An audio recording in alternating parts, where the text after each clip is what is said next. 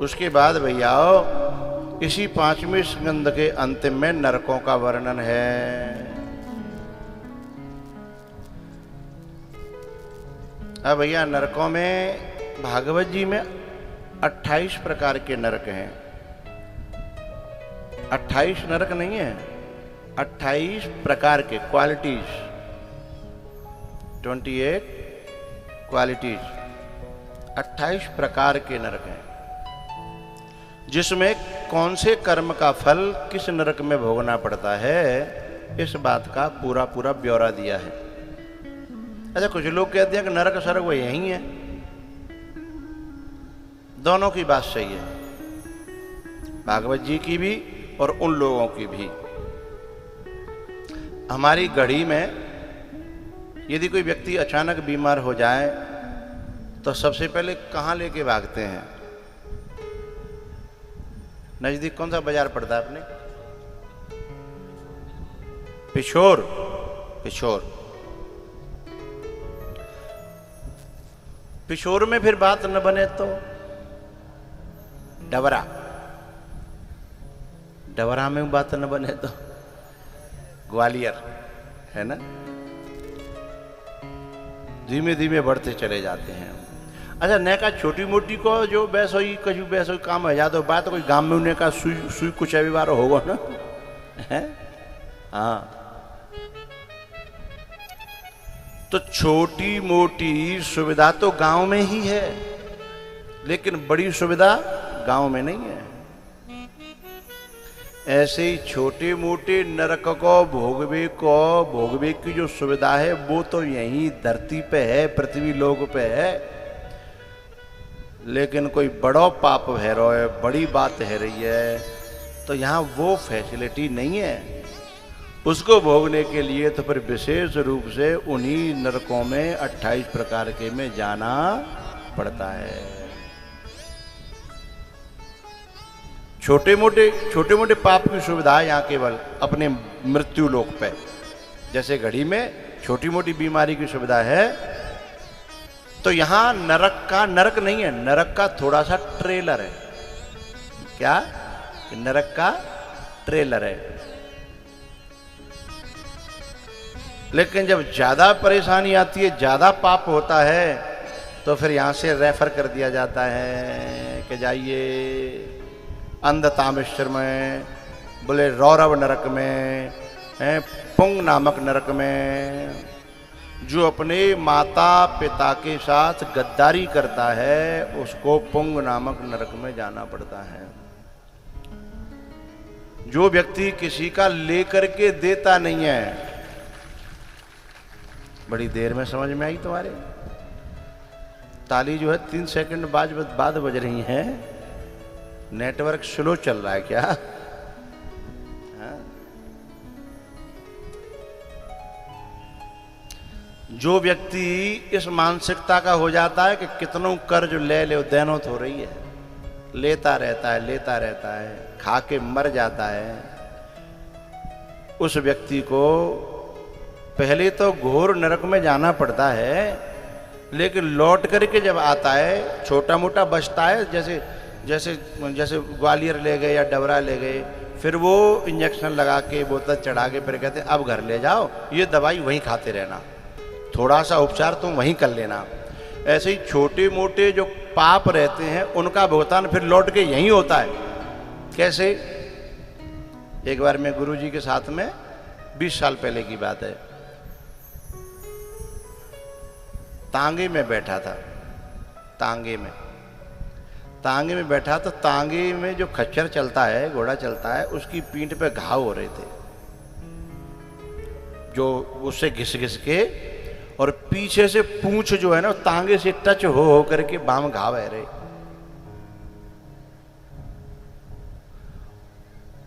और वो तांगो जो होता है ना, बाम ने को सवारी यदि इतने है गई तो वो खच्चर ऊपर उठ जाता है।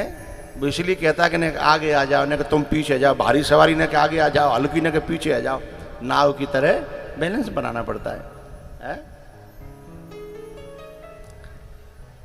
तो गुरुजी बैठे, गुरुजी मुझसे बोले ध्यान से देखो इस खच्चर को, इस तांगे को, तांगे वाले को और सवारियों को। मैंने कि बहुत देर से देख रहा हूँ, जाम का ध्यान से देखूं, ये तो रोज को देखे बाहर। बोले नहीं, संत की दृष्टि से देखो। मैंने कि आप बताओ।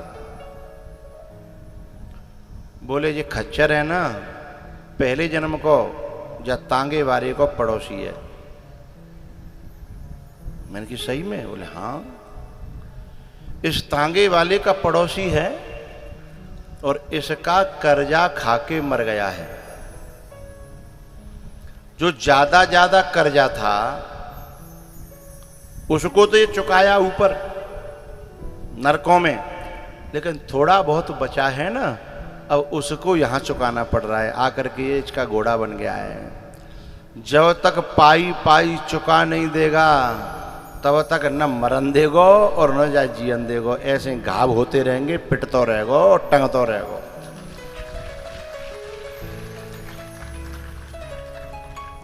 पहले जो इंसान हो, पहले जो आज से 50 साल पहले के जो आदमी होते थे, वे कर्जा से बहुत डरते थे कि भैया काऊ को खा के हम मरना नहीं चाहते।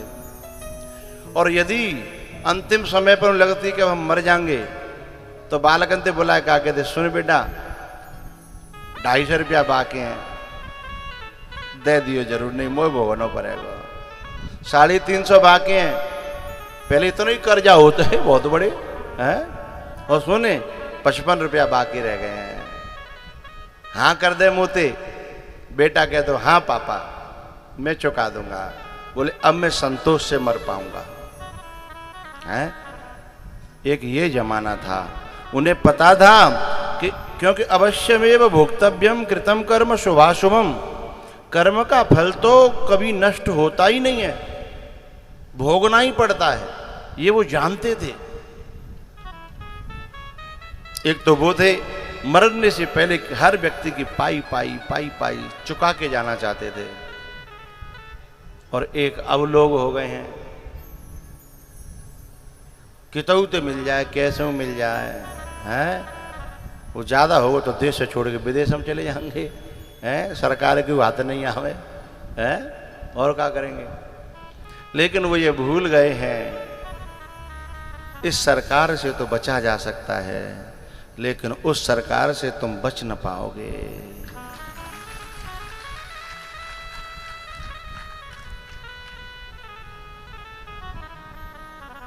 जो नारी अपने पति को धोखा देती है, माँ बाप को धोखा देती है, उनकी आंखों में धूल झोंक करके नाजायज अपने शारीरिक संबंध बनाती है, नाजायज अपने मन को कहीं और लगा देती है, उन्हें 2 प्रकार के नरक तय किए गए हैं। एक अंधतामिश्र नामक नरक और एक रौरव नरक। अंधतामिश्र नामक नरक में एक पीतल का पुरुष बनाया जाता है नग्न, और वो आग में गर्म किया जाता है।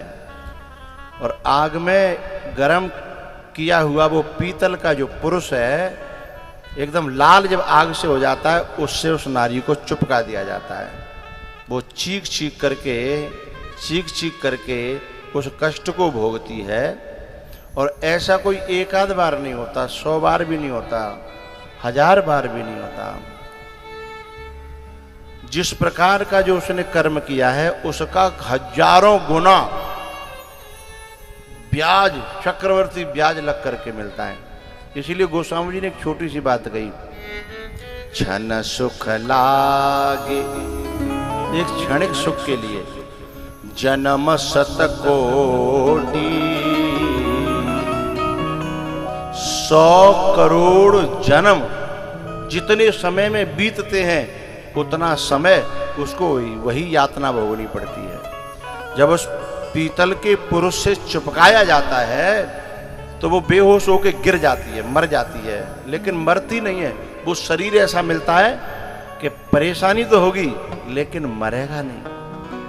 फिर थोड़ी देर बाद होश आया, फिर जल्लाद आते हैं और फिर उसको पहले आगे से चिपकाया था फिर पीछे से चिपका देते हैं।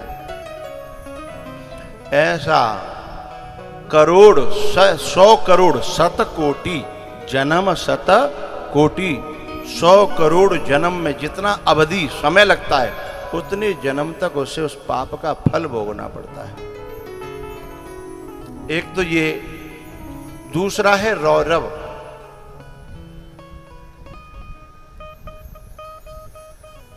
जो नारी अपने पति से कलेश करती है, कलेश में रखती है, अपने पति को सताती है वाणी से, क्रिया से। अब तो इन बातों को लोगों ने एक पोपलीला समझ करके नॉर्मल समझ लिया है, लेकिन सिद्धांत कभी मिटता तो है नहीं भैया। इसलिए पति को सताना, परेशान करना नॉर्मल बात हो गई है। एक व्यक्ति कह रहा था कि तुम अपने पति से परेशान हो तो छोड़ दो, छोड़ दो। तो कितनी प्यारी बात कहती है वो, मैंने कूट पीट के जैसे तैयार करे हो जाके और दूसरे के हवाले कैसे कर दूं। मैंने कूट पीट के अपनो जैसे तो ठीक ठाक करे हो है? तो जो नारी फिर वो रौरव नरक में जाती है। रौरव नरक में क्या होता है कि रूरू नाम के कीड़े होते हैं जो बिच्छू से भी ज्यादा जहरीले और दर्दनाक उनका काटना होता है। और उसमें जो है ना कुंड भरे रहते हैं। ये हमारा जो मवाद होता है ना, मवाद फोड़े से निकलता है और कान से जो बहती है सर बदबूदार, उनके कुंड भरे रहते हैं। उनमें डाल दिया जाता है उस नारी को और उसमें डाल करके फिर उन कीड़ों को छोड़ दिया जाता है। वे खाते हैं, निकलने का कोई रास्ता रहता नहीं है। वो तड़पती है, अब डूबती है, उछलती है और हाहाकार करके बेहोश हो जाती है। फिर उसे निकाल दिया जाता है, फिर डाल दिया जाता है। ऐसा कितने दिन होता है? रामायण में देखिए, पतिवंचक परपति रत करई, रौरव नरक कलप शत परई। पतिवंचक अपनी मीठी मीठी चिकनी चुपड़ी बातों से पति को बेवकूफ बनाए, उसे ठगे और जो है दूसरे पुरुषों से प्रेम करे, उस नारी को उस रौरव नरक में जाना पड़ता है। कितने दिन? रौरव नरक कल्प शत परई, 100 कल्प तक उसे उसी में मरना पड़ता है। लेकिन गोस्वामी जी बड़ी प्यारी बात कहते हैं, जो खोटे बुद्धि की होती है वो इन सब चीजों को मानती नहीं है, लेकिन उसके न मानने और मानने से सिद्धांत नहीं मिट जाता है। अभी तो क्योंकि उसके ऊपर माया का पर्दा पड़ा है ना, वासना ने अंधा कर दिया है, इसलिए उसे ये बात समझ में नहीं आएंगी। लेकिन जिस दिन वहां पहुंचेंगे उस दिन रोना आएगा कि ऐसा न करते तो कितना अच्छा होता, ऐसा न करते तो कितना अच्छा होता। ये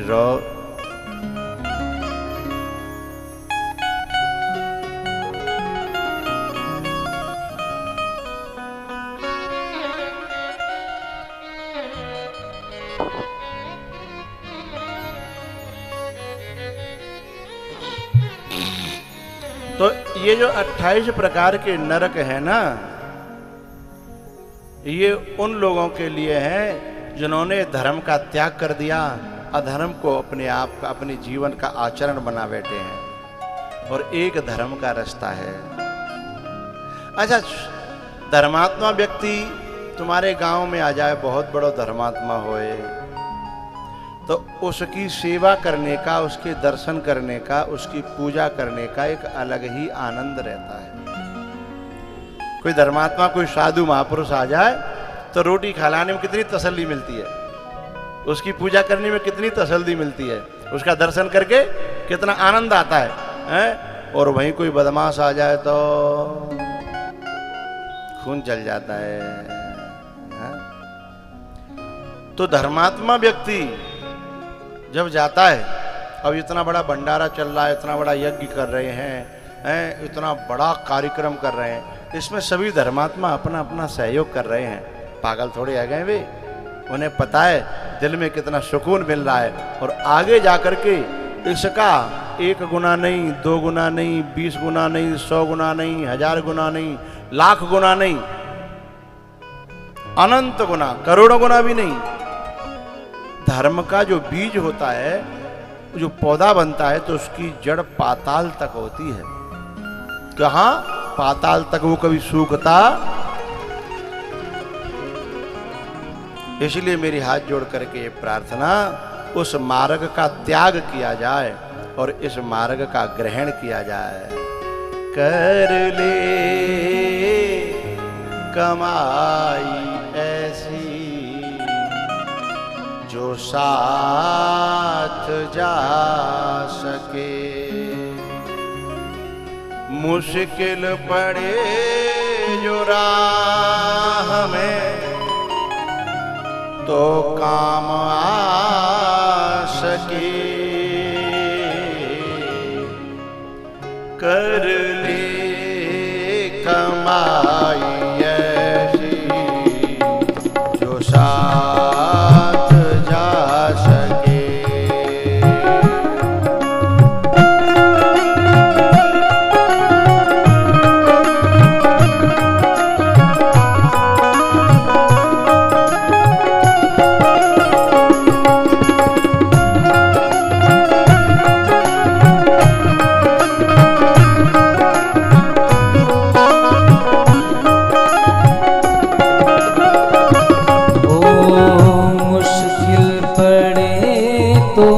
राह में मुश्किल पड़े तो राह में जो काम आ सके, कर ले कमाई ऐसी जो साथ जा सके।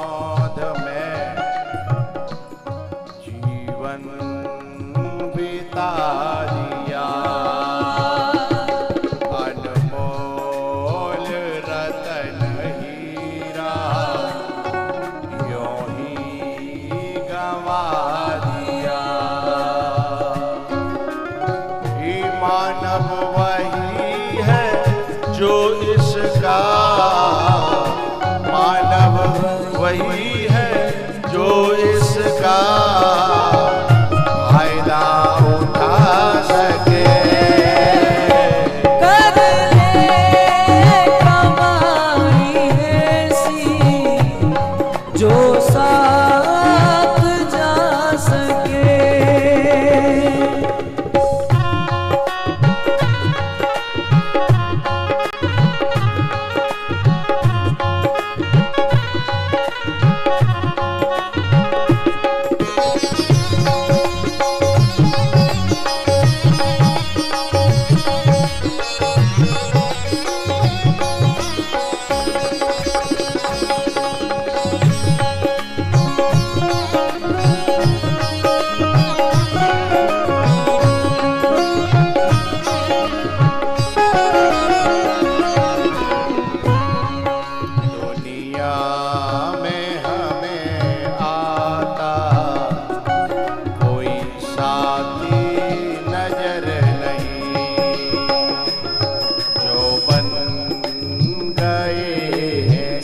साथी वो भी अमर नहीं।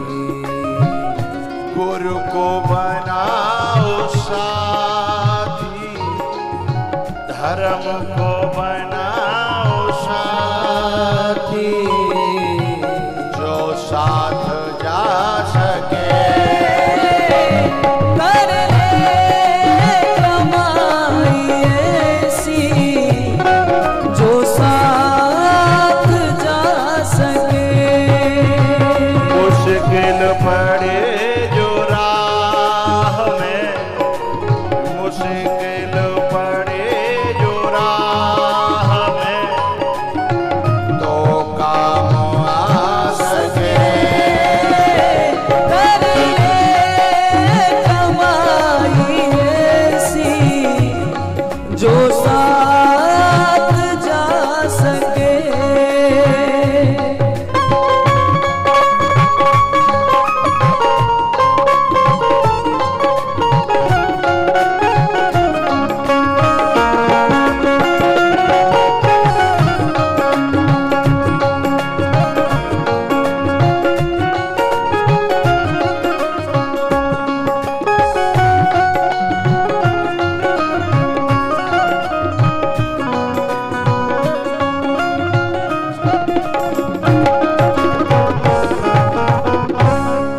कर ले